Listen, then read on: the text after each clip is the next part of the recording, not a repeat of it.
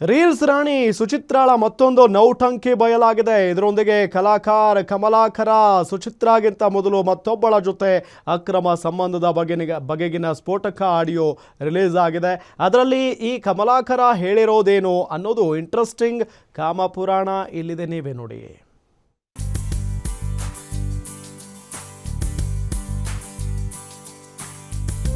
ಸಿದ್ದಾಪುರ ಕೊಲೆ ಪ್ರಕರಣದ ಆರೋಪಿಗಳಾಗಿರೋ ಜ್ಯೋತಿಷಿ ಕಮಲಾಕರ್ ಭಟ್ ಹಾಗೂ ರೀಲ್ಸ್ ರಾಣಿ ಸುಚಿತ್ರಾಳ ನವರಂಗಿ ಆಟಗಳು ದಿನಕ್ಕೊಂದಂತೆ ಪೊಲೀಸರ ತನಿಖೆಯಲ್ಲಿ ಒಂದೊಂದಾಗಿಯೇ ಬಯಲಾಗ್ತಿದೆ.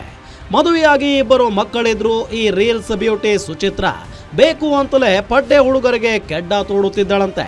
ಯುವಕರನ್ನ ಕ್ಯಾಚ್ ಹಾಕಿಕೊಳ್ಳಲು ಈಕೆ ಏನೇನ್ ಮಾಡ್ತಿದ್ದಳು ಅನ್ನೋ ವಿಚಾರ ತಿಳಿದ ಪೊಲೀಸರೇ ಶಾಕ್ ಆಗಿದ್ದಾರೆ.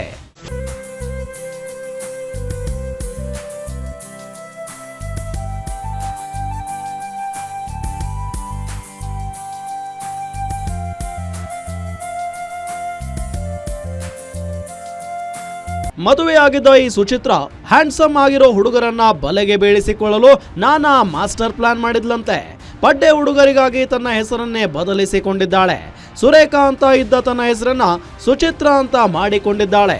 ಮದುವೆ ಸರ್ಟಿಫಿಕೇಟ್ ನಲ್ಲಿ ಇವಳ ಅಸಲಿ ಹೆಸರು ಸುರೇಖಾ ಅನ್ನೋದು ಗೊತ್ತಾಗಿದೆ. ಚೆನ್ನಾಗಿರುವ ಹಣವಂತ ಪಡ್ಡೆ ಹುಡುಗರಿಗಾಗಿ ತನ್ನ ಹೆಸರನ್ನೇ ಬದಲಿಸಿಕೊಂಡು ಸುಚಿತ್ರಾ ಬಲೆ ಬೀಸುತ್ತಿದ್ದಳಂತೆ.